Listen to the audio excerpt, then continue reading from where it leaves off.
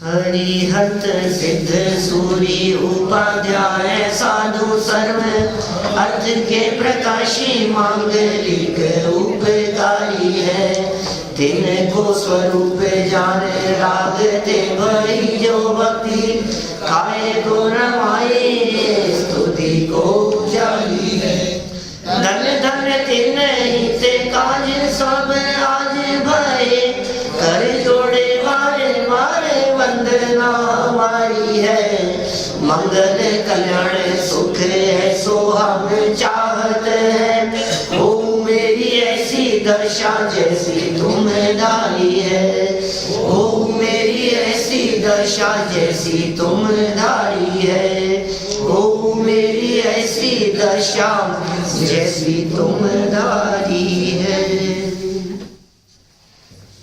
वैराग्यमय परिणामों के माध्यम से यह जीव तत्वमय चिंतन प्रारंभ करता है तो निश्चित ही अल्पकाल में इसकी ऐसी दशा हो जाती है जैसी हे जिनेंद्र देव साक्षात आपकी हुई है।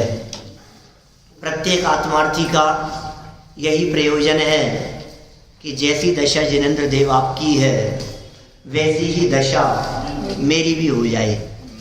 हर व्यक्ति यही सोचता है जो आत्मार्थी है, जो आत्म कल्याण के मार्ग पर चल रहा है, जिसे वास्तव में आत्म कल्याण करना है, जिसे सच्चा सुख प्राप्त करना है, वो जीव उस मार्ग पर, उस पथ पर चलेगा ही चलेगा नियम से।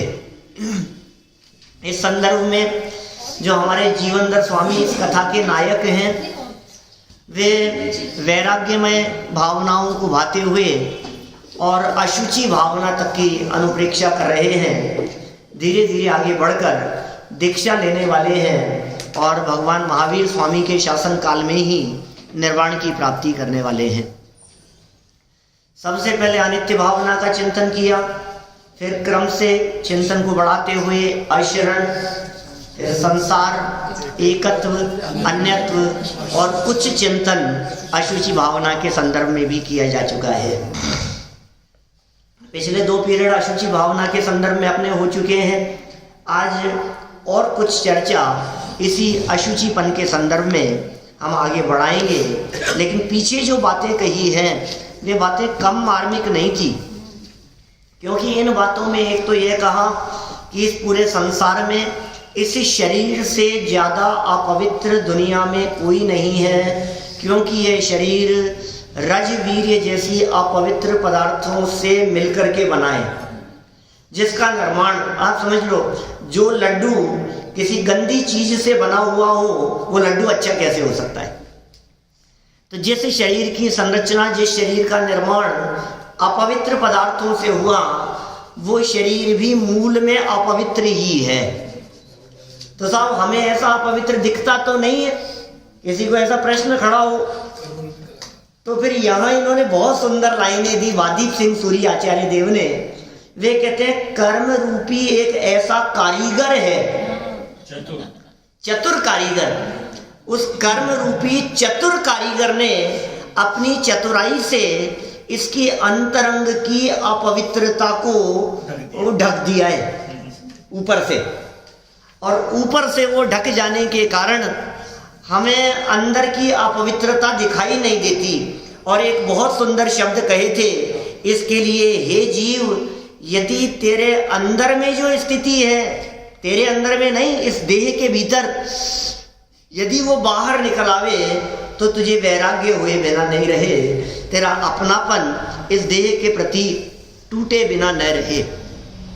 देखिए जगत में यह बात प्रसिद्ध ही है कि सौंदर्य की तरफ इस जीव का राग और आकर्षण सहज ही दौड़ता है। आपको कभी ऐसा विकल्प नहीं आता कि गरीबों की झोपड़पट्टियों में जाकर के चलो वहाँ घूम के आते हैं, एक बार टूर लगा के आते हैं। आपका मन किसी का महल देखने का तो होगा, राजा महाराजाओं के महल देखने का तो आपका मन हो सकता है। अच्छे सुंदर सुंदर स्थानों पर, गार्डन पर, जहाँ घूमने के स्थान हैं, जहाँ दृश्य सुंदर दिखाई देते हैं, उन्हें देखने का तो मन होता है, आपका चित्त उनकी तरफ तो आकर्षित होता है।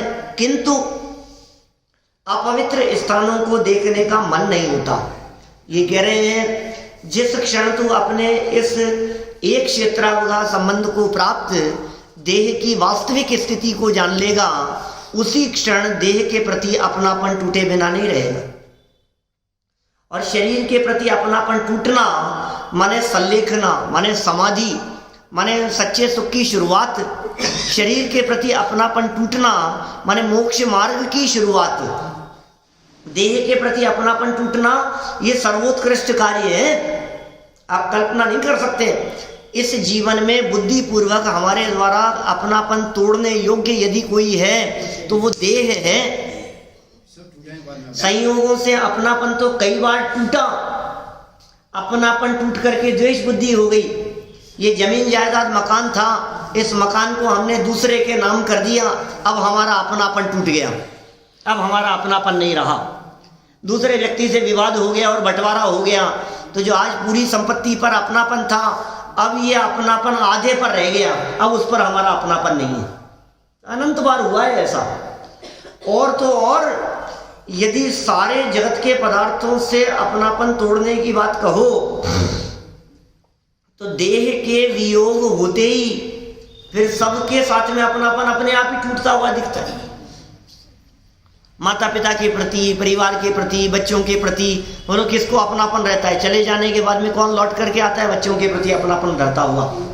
बिल्कुल नहीं है। तो सबसे ज्यादा महत्वपूर्ण है शरीर से अपनापन टूटना, और उसके लिए ये सारी विधि और ये प्रक्रिया यहाँ समझाई जा रही है, जिसमें ये कहा गया ये कारीगर, इसकी रचना है, ये इसकी कलाकारी है, ये इसकी चतुराई है, जिसकी चतुराई के कारण तुझे दिख नहीं रही है अंदर की अपवित्रता, अंदर की मलिनता। पल रुधिर राध मल थैली की कस वसादी ते मैली, और नौनों द्वार घृणा करने वाले बहते हुए दिखाई देते हैं। आंख नाक कान मलमूत्र आदि से जो दिखता है, इनसे जो बहते हुए दिखाई देते हैं, मैं छूना पसंद नहीं करे, ऐसा है। तो दोस्ती करता है। और तो और अस देह करे किम यारी, ऐसा कहे इस देह के प्रति तू क्या यारी करता है, क्या दोस्ती, क्या अपनापन और क्या मित्रता करता है। यह बात यहाँ कल तक हमने पढ़ ली थी। और देखो अंदर की वस्तु बाहर निकल आए तो ये बात और कही थी यहाँ कि दूसरे के शरीर में प्रीति करना तो छोड़ो, शरीर को देखना पसंद नहीं करेगा। आप सोचिए फोड़े फुंसियां हो जाए, वो निकलती ना चेचक, मवाद भरी हुई चेचक निकल जाए, घाव हो जाए, और वो तो बाहर में फूट पड़े उसके लक्षण, कुष्ठ रोग फोड़ जैसा हो जाए और बाहर शरीर से दिखने लगे। मुंह का कैंसर हो जाता है, हाँ मुंह का कैंसर हो जाता है, बाहर से दिखने लग जाता है। ये पसंद नहीं कर सकता उसको, माने ये तो ऊपर ऊपर से सुंदर दिखता है, इसलिए कहते हैं कि भाई देख ले तेरे को पसंद है कि नहीं, संबंध कर दे तेरा। तो ऊपर ऊपर से देख करके पसंद करने की बात करता है। भीतरी हिस्सा यदि दिखने लग जावे इस देह के अंदर का, तो ये जीव विरक्त हो जावे। ऐसा ऐसा वैराग्यमय भाव इसको बने। देखिए, लेकिन फिर भी यहाँ यह कहा गया था कि भाई इतना होने पर भी यह देह अविनाशी सुख के कारणभूत इस शरीर को धारण करने वाला है, इस आत्मा को इस अपने में टिकाए रखने वाला है। इसलिए इस देह के माध्यम से मुक्ति रूपी, मोक्ष रूपी प्रयोजन की सिद्धि करो, और प्रयोजन सिद्ध हो जाने के पश्चात इस देह का त्याग करो। ये यहाँ तक हो गई। अब 535 नंबर पेज पर 54 नंबर के श्लोक में ये अशुचि भावना संबंधी अंतिम श्लोक कहते हैं। आत्सारं वपु कुर्यास्तथात्मंस्तक्षयेऽप्यभिः आत्सारे क्षुधाहेति नहि शोचन्ति मानवः। ओ निश्चय से जिस प्रकार मनुष्य ग्रहण कर लिया है रस रूपी सार जिसका, ऐसे ईख के छिलकों के जलाने में शोक नहीं करते। ईख समझते हैं आप? गन्ना। इक्षु रस है, ईख माने गन्ना, उस गन्ने का रस निकालकर यदि सेवन कर लिया गया है, अब उसका जो चोंच बचा है, छिलके, नीरस जिसमें कोई रस नहीं है, उसे जला लेने में खेद खिन्न नहीं होता। आपको लगता है क्या और इसको क्यों जला रहे हो, इतने महंगे खरीद करके लाए थे, आप जला क्यों रहे हो इसको? कि भाई माल निकल गया, रस निकल गया है। उन छिलकों को जलाने में शोक नहीं करते, उसमें कष्ट नहीं होता। उसी प्रकार हे आत्मन, तू भी ग्रहित सार इस शरीर को कर ले। क्या कहा? ग्रहित सार कर ले इस शरीर को, जिससे तू इस शरीर के नाश होने पर भी भय रहित रहे। वाह! हमारे जितने ज्ञानी धर्मात्मा पुरुष हैं, अंत समय में दशा किसी भी प्रकार की क्यों न होती हो, लेकिन जिन्होंने देह से भिन्न अपने आत्म तत्व का अनुभव कर लिया है, देह में रहते हुए भी देह से पृथक अपने चैतन्य तत्व का अनुभव कर लिया, अवलंबन कर लिया है, अब देह रहे तो रहे, हमें कोई परवाह नहीं है। कल जाती हो आज जावे, ये शरीर के छूट जाने से कष्ट की अनुभूति नहीं होती, फिर वेदन नहीं होता, फिर तकलीफ नहीं होती। अब हमको कछु भय ना रे, मरण कल आए चाहे आज आए, लाखों वर्षों तक जीऊं या मृत्यु आज ही आ जावे, फिर बचाने की तड़प नहीं होती। इस जीव को देखो, जब तक देह से भिन्न आत्मा को नहीं जाने साहब, तब तक तो क्या लगता है मैं मर जाऊंगा, मैं मर नहीं जाऊं। डॉक्टर साहब बचा लो मुझे, बच्चे बचा लो मुझे, मैं मरना नहीं चाहता, हाथ पकड़ लेता है।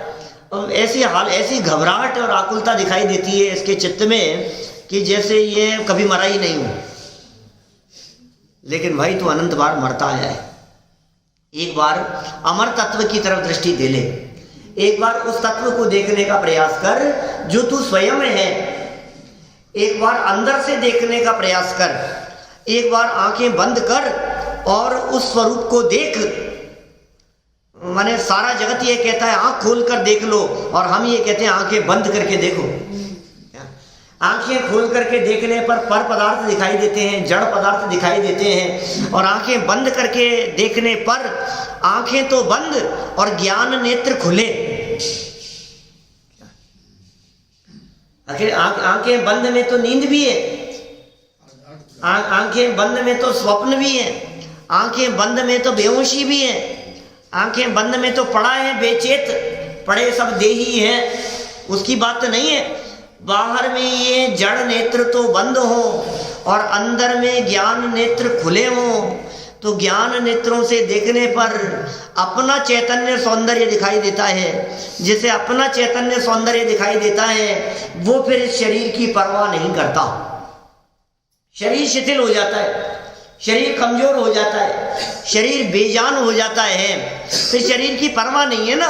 जब उपयोग शरीर की तरफ से हटता है तो शरीर हट्टा कट्टा नहीं होता। फिर देखो हमारे मुनि दशा में एक टाइम भोजन, एक बार दिन में ले आहार, खड़े अल्प निज पान में। कितनी बातें कही है दौलत राम जी ने।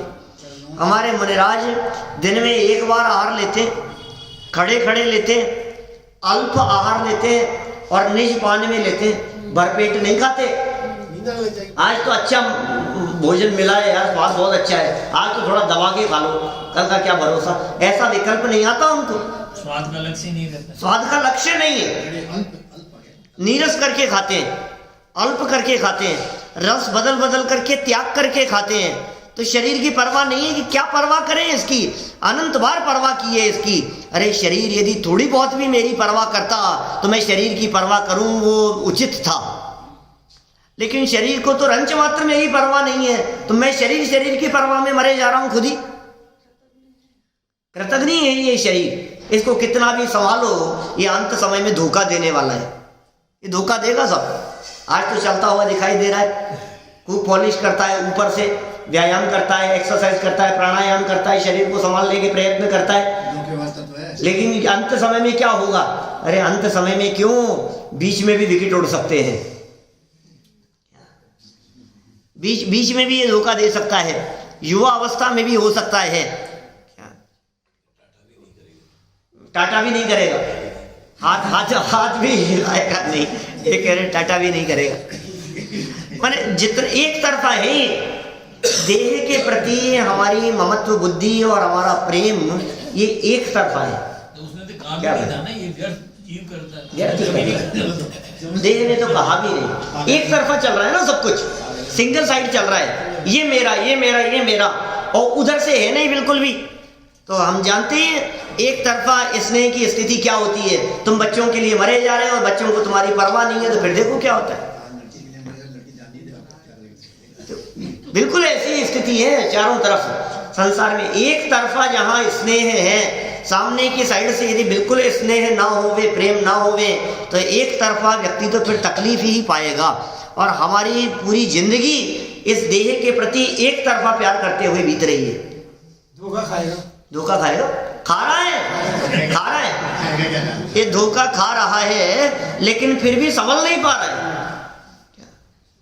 पल पल प्रति क्षण ये झटके देता रहता है।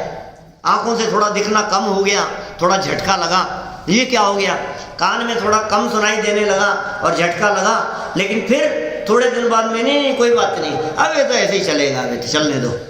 वही जैसे बैलगाड़ी के नीचे चलने वाले का उदाहरण दिया टोडरमल जी साहब ने, बिल्कुल ऐसी स्थिति है। ये एकदम अचानक दर्द होता है ना, कान में अचानक दर्द शुरू हो गया, कान में अचानक आवाज शुरू हो गई। मैंने कही थी ना बात अभी कहाँ कही मैंने, यहाँ हुई थी चर्चा, अभी 2-5 दिन में चर्चा हुई है, वो तो महीनों पहले हुई थी, अभी मैंने कहीं की है चर्चा। देखो कान में आवाज शुरू हो गई, अचानक कैसे लगता है, अरे ये क्या हो गया, ये क्या हो गया, घबराहट होती है। और फिर बोलो 6 महीने तक यदि चलती रहे तो फिर आप क्या समझते हो, अब चलेगा अभी तो ऐसे ही चलेगा, कोई बात नहीं, अब ऐसे चलना है तो ऐसे ही चल। घुटनों में दर्द शुरू हो जाता है तो इसको लगता है कि ये क्या हो गया, और फिर धीरे धीरे करके फिर उसको लगता है कि अब कोई बात नहीं, अब ऐसा चल रहा है तो ऐसा ही चलने दे, अब जैसा चल रहा है, चला तो मैं ही रहा हूं लेकिन ध्यान रहे चलाता तो मैं ही हूं इसको, क्या संभालता तो मैं ही हूं, मैं ही संभालने वाला हूं, मैं ही चलाने वाला हूं। आपने सुना क्या साहब मनोहर जी साहब, कुत्ता जो चलता है बैलगाड़ी के नीचे, ये टोडरमल जी साहब ने यहीं बैठ कर ये लिखी वो लाइन है, बैलगाड़ी के नीचे चलते चलते चलते चलते नीचे नीचे चल रहा है और समझ ये रहा है मैं चला रहा हूं, बैलगाड़ी को मैं खींच रहा हूं, उसके नीचे चल रहा है, पीछे चलता जा रहा है, चलता जा रहा है, और 10-5 किलोमीटर चल लिया और उसकी मान्यता और भ्रम पुष्ट हो गया। और कदाचित ऐसा हुआ कि वो जिधर घूमना चाहता था बैलगाड़ी भी उधर घूम गई, क्या अब तो और पक्का हो गया कि मैं ही चला रहा हूं, देखो इधर ले आया, अब इधर ले आया।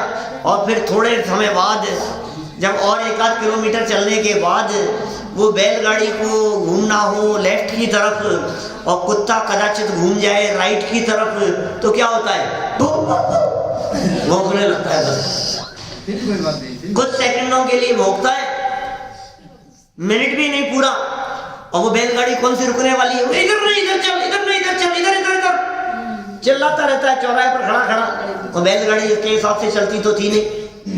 फिर क्या होगा भाई साहब, दौड़ करके उसी बैलगाड़ी के नीचे वापस चला जाता है और कहता है कोई बात नहीं, इधर चलना है तो इधर ही चल, लेकिन चलाता तो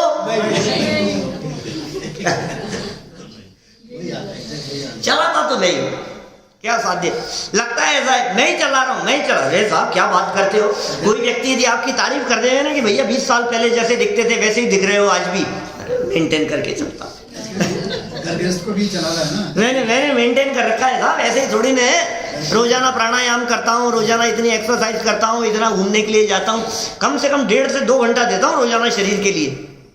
कई लोग मिलते हैं वो कहते पंडित जी आप भी ध्यान दिया करो आप घूमते हो कि नहीं, आप वॉकिंग करते हो कि नहीं, आप एक्सरसाइज करते, थोड़ा थोड़ा ध्यान दो। कई लोग मिलते हैं कहते हैं आप थोड़ा गले को संभालो, आप इसको संभालो, कि भाई अनंत काल हो गया संभालते संभालते, क्या इसको संभालने में ये बहुमूल्य जीवन के अमूल्य क्षण ये बर्बाद हो रहे हैं। युगल जी बाबू जी की वही पंक्तियां देवशर्त गुरु पूजन की अशुचि भावना के अंतर्गत लिखी गई वही पंक्तियां, कौन सी, जिसके श्रृंगारों में मेरा यह महंगा जीवन घुल जाता, अत्यंत अशुचि जड़ काया से, इस चेतन का कैसा नाता। कोई नाता नहीं है, कोई संबंध नहीं है। जड़ और चेतन इन दोनों की जाति पृथक पृथक है। या एकत्व अन्यत्व भावना में बतलाए थे ना तीन अंतर, तीन अंतर बतलाए थे। क्या क्या अंतर थे कि ये चेतन है आत्मा, तू स्वयं चेतन है, और शरीर कैसा है, अचेतन है। तू पवित्र पदार्थ है और शरीर अपवित्र पदार्थ है। तू नित्य है और शरीर अनित्य है। ये तीन अंतर यहाँ वादीप सिंह सूर्याचार्य देव ने 2-4 दिन पहले बताए थे जब अपन ने पढ़े थे तब। तो अंतर नहीं ख्याल में आता है तेरे को। अब इससे अपना संबंध देख, और फिर भी सुबह से शाम तक बतलाओ खाता किसके लिए? दिन रात कमाने कमाने के पीछे दौड़ता रहता है, और कोई व्यक्ति कुछ कहे तो कहता है पापी पेट का सवाल है। मैं पापी नहीं हूं, ये पेट पापी है, उसके लक्ष्य होता है ना। पापी पेट का सवाल है साहब, मैं क्या करूं? पेट के लिए करना पड़ता है साहब, पेट के लिए करना पड़ता है कि पेटी के लिए? पेटी भरने में सदा असंतुष्ट रहता है। ये पेट की बात तो नहीं है। अरे पेट तो त्रियंचियों का भी भर जाता है। पेट तो सर्व जगत के जीवों का भरता हुआ दिखता है। चिड़िया कबूतरों का भी पेट भर जाता है। गाय भैंस कुत्ता बिल्ली सब जगह सबके पेट भर जाते हैं, लेकिन वो पेटी भरने के चक्कर में असंतुष्ट नहीं रहते। और हमारी असंतुष्ट दशा कितनी है कि हमारी ये तृष्णा, ये पेटी भरती ही नहीं है कभी, ये तिजोरी कभी भरती ही नहीं है, ये लॉकर कभी भरता ही नहीं है। ये ऐसा गड्ढा है, ये तृष्णा की खाई खूब भरी पर रिक्त रही वह रिक्त रही। इन्हीं युगल जी बाबू जी ने इसी पूजन में वो जो छंद है नैवेद्य का, उस छंद में लिखा, युग युग से इच्छा सागर में प्रभु गोते खाता आया हूँ, पंच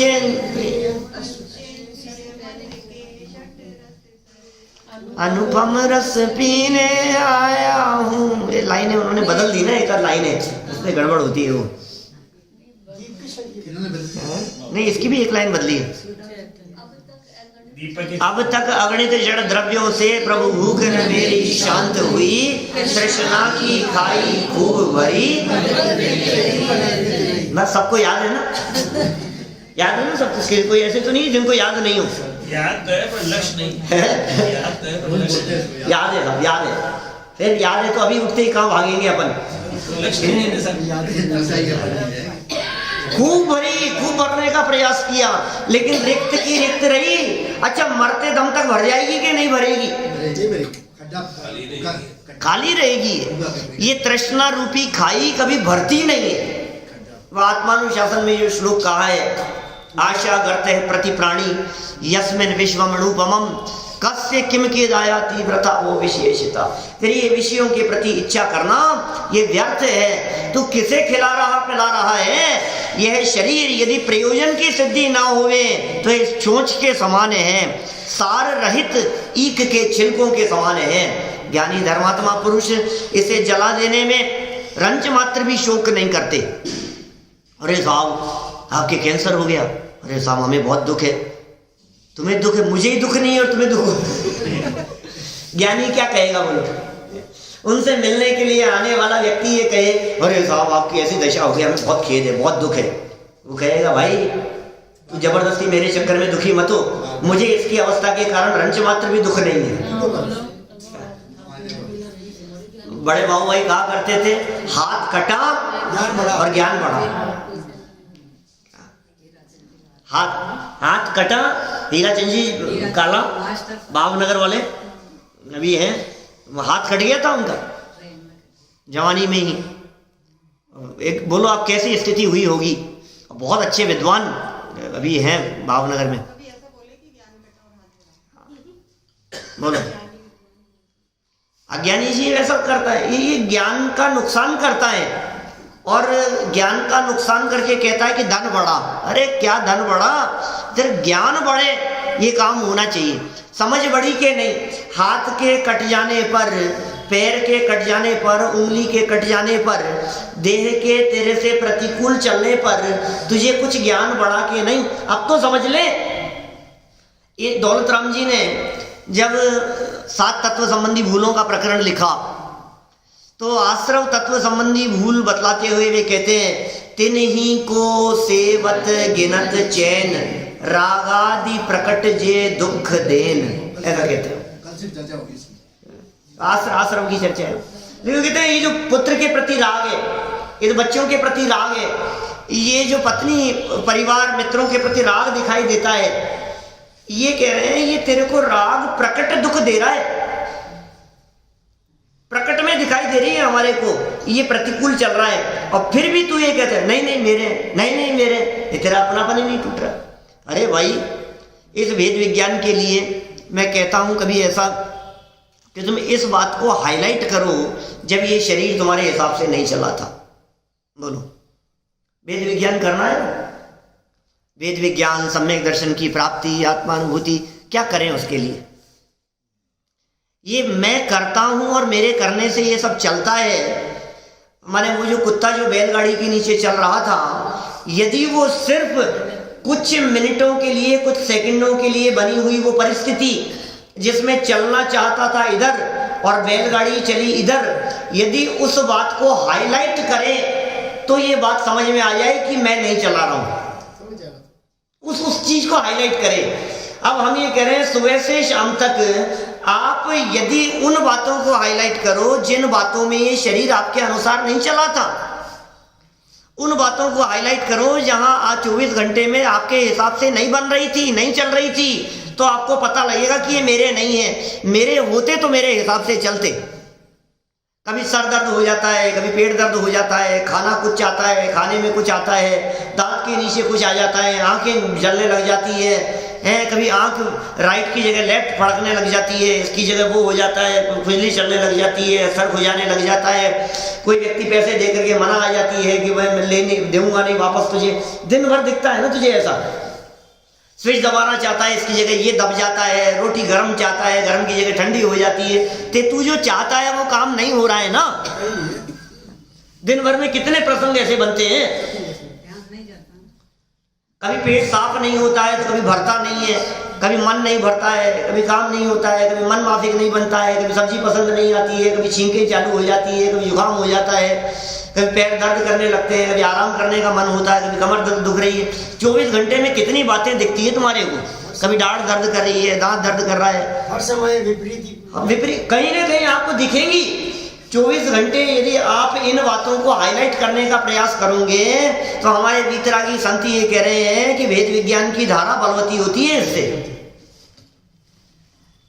भेद विज्ञान कैसे हो, भेद विज्ञान अब हो गया है ना, कोई लाइन है इस तरह की उनकी, ज्ञान सम्यक मेरा हो गया, एक अभेद की धारा में मैं बह गया, भेद विज्ञान अब हो गया, होता ही नहीं है, होता ही नहीं है। क्यों? क्योंकि देखो भेद तो है और भेद का ज्ञान भी हो रहा है, लेकिन विशेष ज्ञान नहीं हो रहा है। विशेष ज्ञान क्यों नहीं हो रहा है? क्योंकि उस चीज को तो हाईलाइट नहीं कर रहा है, और से पर में हो रहा है। खाना खाते खाते अचानक जीभ आ गई दांत के नीचे, अब बोला अब तेरी चलती है कैसे, बात समझ में आ रही है कि नहीं? तो क्यों नहीं हाईलाइट करता है?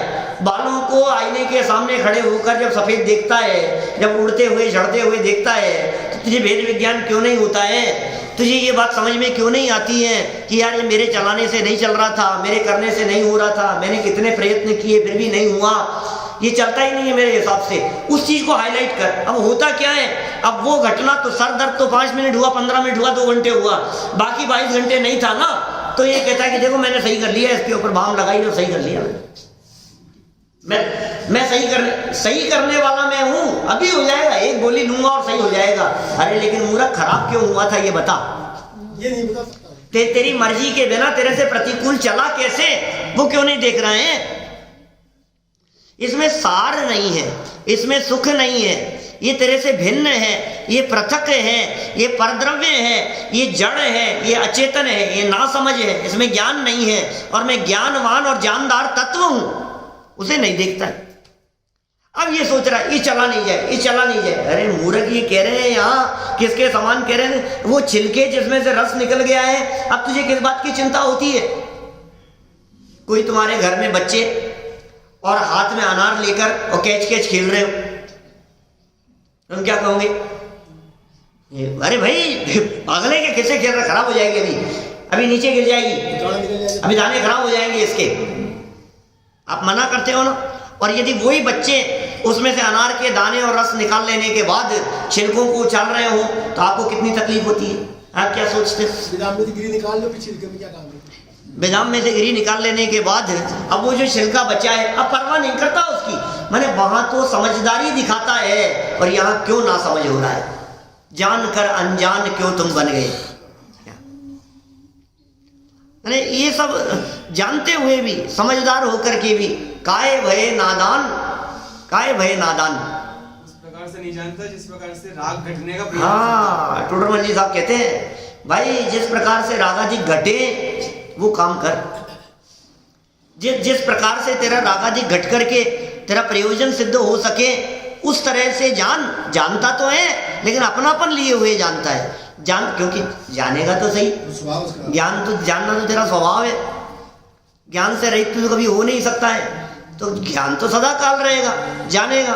लेकिन जान करके उसके साथ में पैरेलल जो चल रहा है, मोह की धारा बह रही है, राग की धारा बह रही है, वो राग और मोह की धारा मंद हो और ज्ञान का बल बढ़े तो वो वेद विज्ञान कार्यकारी है। ये ज्ञानियों की बात कह रहे हैं। पिछले छंद में जो बात कही थी उस छंद में कही थी कि भाई तू शरीर से अपना प्रयोजन साध ले, माने मोक्ष मार्ग प्रकट कर ले, फिर परवाह नहीं है। एक बार यदि ये मोक्ष मार्ग प्रकट हो गया, शरीर के रहते रहते शरीर तेरा काम कर रहा है, आंखें काम कर रही है, कान काम कर रहे हैं, तो तू एक काम कर, इन आंखों और कान के माध्यम से खूब जितना स्वाध्याय कर सकता हो, जितना जनवाणी और तत्व का श्रवण कर सकता हो उतना कर ले, भरपूर लाभ ले ले जब तक चल रहा है तब तक। क्यों? क्योंकि क्या पता कौन से क्षण ये छोड़ दे।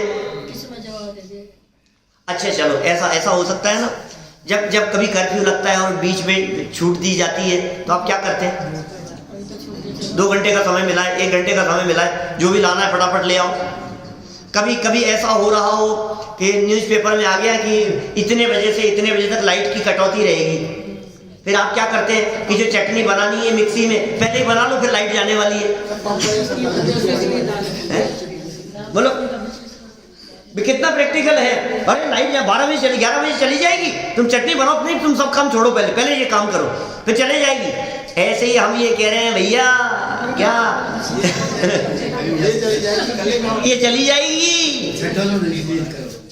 ये चली जाएगी, ये देह चली जाएगी, ये आंख नाक कान चले जाएंगे, ये काम करना बंद कर देंगे। सुनो सुनो सुनो, प्रयोजन साध लो, प्रयोजन साध लो, जाने के पहले साध लो, जब तक ये साथ नहीं छोड़ देवे उससे पहले। यही तो कही थी पिछले 53 नंबर के श्लोक में जो बात कही थी, जो कल हमने पढ़ी थी बात, जब लो न रोग जरा गए तब लो झटिति निज, अपना भला कर लो। 100% जाने वाली है भैया आंखें, इसमें कोई शक नहीं है, ये जाने वाली है, ये कान जाने वाले हैं, ये समझ लो आप, जबान जाने वाली है, आंखें काम नहीं करेगी। इसलिए जितना कहते हैं ना वो कंठ की विद्या और अंट के दाम, वक्त पड़े पर समय पड़े पर आवे काम। तो आपने जितना जनवाणी को कंठ में बसा लिया, जितना अपने अंदर में बसा लिया, अब आंखें रहे तो रहे, अब कान रहे तो रहे, नहीं रहे तो नहीं रहे, कोई बात नहीं, मैंने अपना प्रयोजन साध लिया, अब मुझे कोई जरूरत नहीं है इसकी, अपना काम तो हो गया, अपनी चटनी पिस गई अब अपना काम हो जाने के बाद अब लाइट जाए तो जाए, हमें कोई परवाह नहीं। क्या अब डिस्कनेक्ट हो तो हो, अब तुम्हें जो करना हो तो करो, कटौती जो भी करनी हो, मैं तो ठिकाने पहुंच गया, अब इसका जो भी हो तो हो।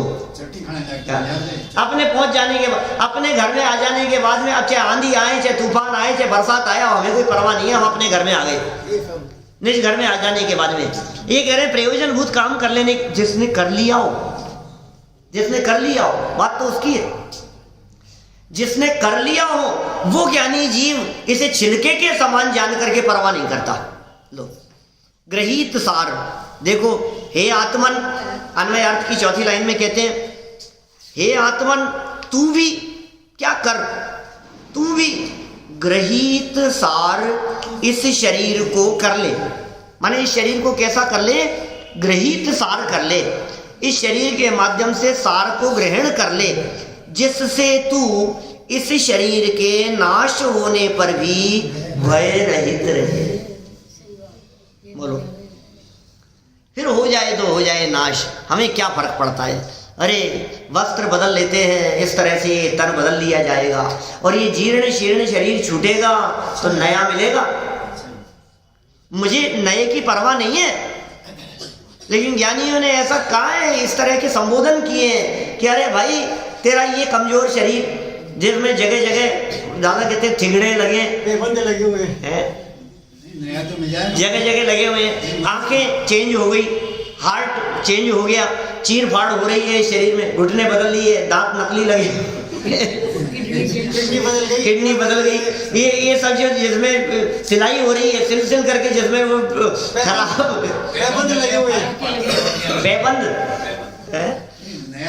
जगह जैसे कपड़े फट जाते हैं ना, और जगह जगह उसमें सिलाई करके उसमें और एक ठिकड़ा लगा दिया, एक चिपका दिया ऊपर से, ये नहीं फट गया था, इसके ऊपर दूसरा कपड़ा लगा करके उसको चिपका दिया, फिर उसको चिपका दिया। अरे भाई ऐसा खराब हो गया है, अब हम कह रहे हैं कि तुझे नया कपड़ा दिलाएं, मुझे नहीं, ये तो मुझे चाहिए, ये तो नहीं फेंकूंगा, इसको तो रखूंगा, ये तो मैं नहीं फेंकूंगा। अरे तुझे पता नहीं है क्या मिलने वाला है, तुझे पता नहीं है तुझे कौन सा साम्राज्य मिल रहा है, तुझे मुक्ति का साम्राज्य मिल रहा है। किसी राज्य में ऐसी एक राजा की मृत्यु हो गई और मंत्रियों के उसके कोई संतान नहीं थी, तो मंत्रियों के माध्यम से, सब लोगों के माध्यम से मिलकर के इस बात का निर्णय लिया गया कि राजा किसे बनाया जाए। तो कहा किसी सज्जन व्यक्ति को नगर के बाहर से आते हुए दरवाजे खुलने पर जो सबसे पहले आता हुआ दिखाई देवे उसे राजा बना दो। अब निर्णय कर लिया ऐसा, राजा के पुत्र था नहीं, कि राजा की हो गई मृत्यु, अब क्या करें। तो एक व्यक्ति को जैसे ही घोषणा की कि इतने बजे दरवाजे खुले, जो आएगा सो आएगा, आपस में बात हुई इस तरह की मंत्रिमंडल में। जब दरवाजे खुले तो दरवाजे खुलते ही बाहर से एक भिखारी, फटे टूटे कपड़े पहनने वाला, क्या वो उधर से आ रहा था, और इन्होंने पकड़ लिया कि भाई साहब ये राजा बनने के योग्य है, इसको राजा बना दिया जाए। अब उसे राजा बनाया गया, राजगद्दी पर जाकर के बैठ गया, नए नए कपड़े और सिंहासन और सब सारी सुविधाएं और सब कुछ उसके लिए हो गई, उसका आदेश चलेगा। उसको देखा थोड़ी देर बाद में कि वो अपने कमरे में जाकर के फटे हुए कपड़ों को समेट रहा था।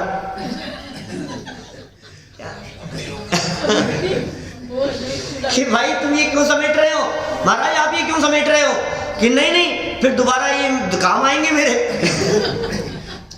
तुझे पता नहीं है तू क्या समेट रहा है, क्या तुझे पता नहीं है तू किसको इकट्ठा करने के अंदर अपना समय बर्बाद कर रहा है। तुझे जो चीज मिल रही है, तुझे जो चीज मिलने वाली है, ये जब उसका राज्याभिषेक हो रहा था उससे पहले ही कपड़े बदलते समय समेटने लगा, संभालने लगा।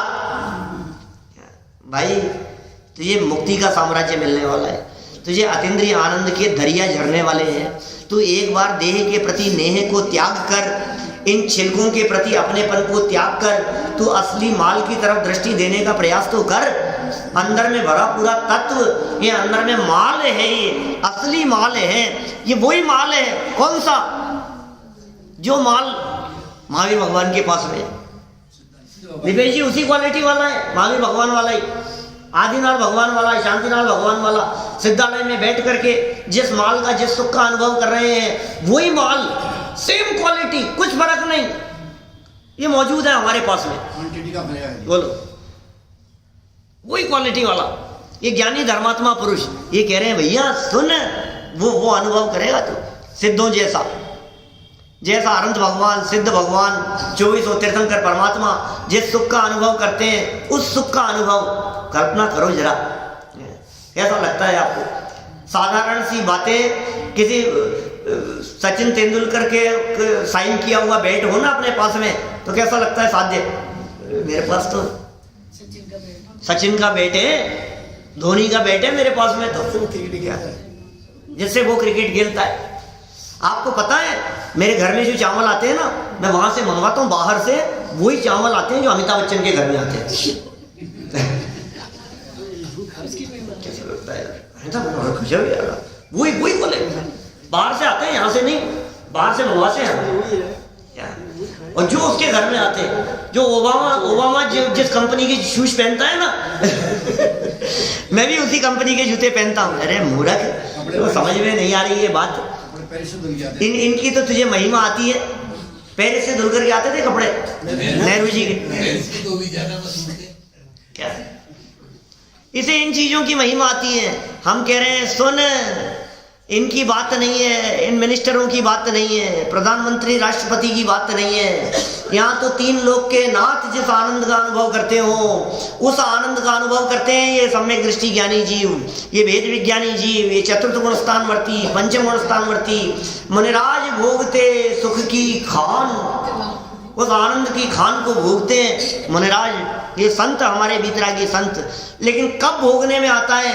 जब दृष्टि छिलके से हटती है और दृष्टि माल की तरफ जाती है, तब होता है। इसलिए तू भय रहित हो जा, तू परवाह मत कर।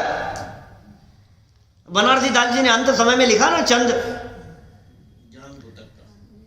ज्ञान कुतक का हाथ मार अरि मोहना, प्रगट्यो ज्ञान स्वरूप जो अनंत जो सोहना। क्या? और फिर जा परजय को अंत सत्य करी जानना, और चले बनारस दास फेर नहीं आवना। बोलो, अंत समय में बनारसी दास जी के गला रुंध गया था, पैरालिसिस जैसी स्थिति हो गई थी, शब्द नहीं निकल पा रहे थे, कुछ बोलना चाहते थे और बोल नहीं पा रहे थे। और लोगों ने सोचा कि अरे पता नहीं कुछ कहना चाह रहे हैं, कोई संपत्ति के बारे में कहना चाह रहे हैं, कोई 3 नंबर रखा होगा न मालूम कहीं। 3 नंबर तो जानते हैं तो भाई साहब, खूब सुने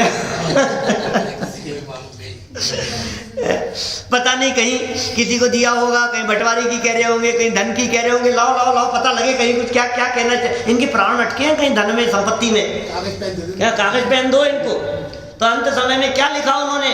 क्या ज्ञान रूपी इस हथियार को लेकर मारी, मोह रूपी शत्रु को मैंने मार दिया।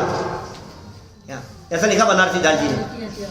ज्ञान कुतक का हाथ मोह हरि मारना, और प्रगट्यो रूप अनंत सोहना। प्रकट हो गया अनंत जो सुशोभित होने वाला जो स्वरूप है, वो अंदर में प्रकट हो गया। और फिर कहते हैं जा पर जय को अंत सत्य गरिमानना, चले बनारसी दास फेर नहीं आवना। मोह को मार दिया मैंने, तुम गलत फहमी में मत रहो।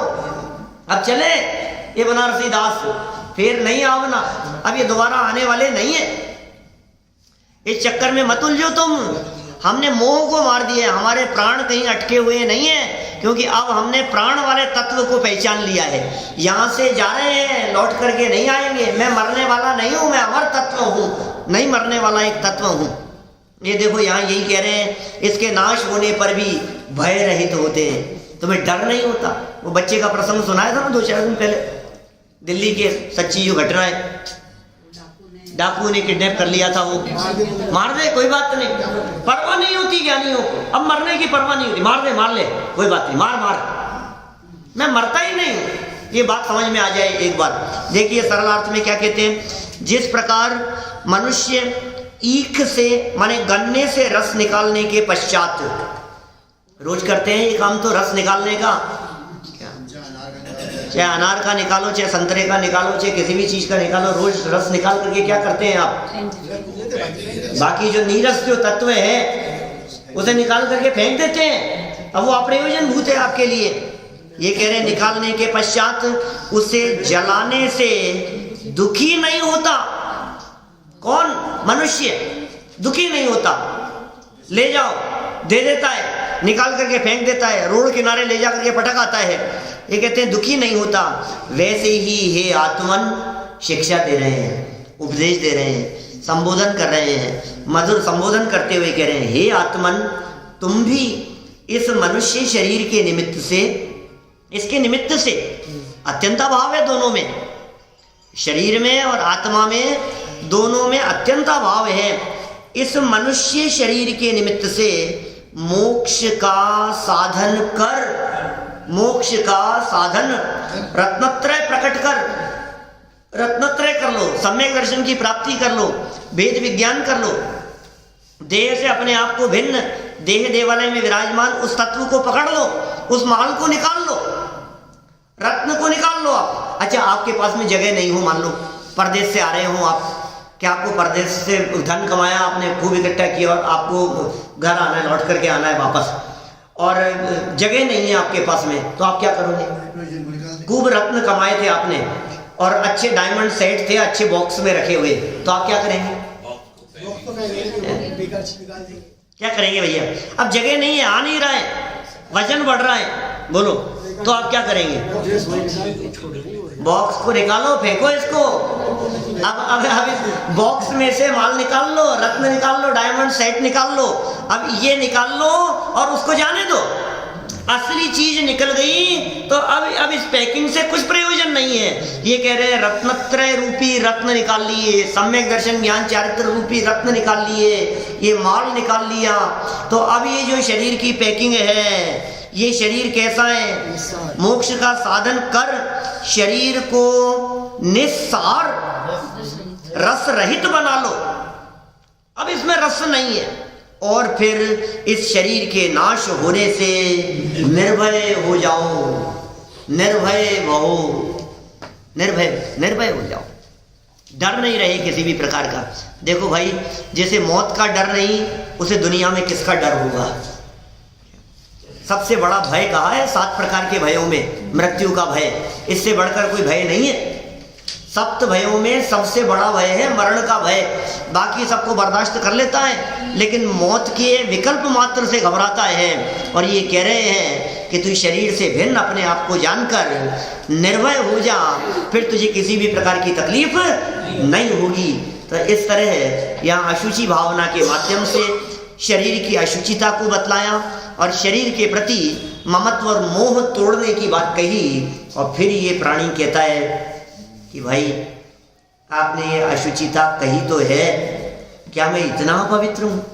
क्या इतनी अशुचिता है? क्या इतना मलिन हूँ मैं? तो फिर आचार्य देव कहते हैं कि भाई सुन, तूने ध्यान नहीं दिया, हमने इस शरीर की मलिनता बतलाई है, तेरी नहीं। तेरी मलिनता तो कुछ और है, ऐसा कहकर फिर ट्रैक बदल रहे हैं। यहाँ से अभी तक जो वैराग्य में चिंतन प्रस्तुत किया था, अब आश्रम भावों के माध्यम से तेरी स्वयं की मलिनता और अशुचिता की चर्चा आगामी छंद से करने वाले हैं, जिसे कल विस्तार से हम आगे बढ़ाएंगे। अभी की बात में ही विराम देते हैं।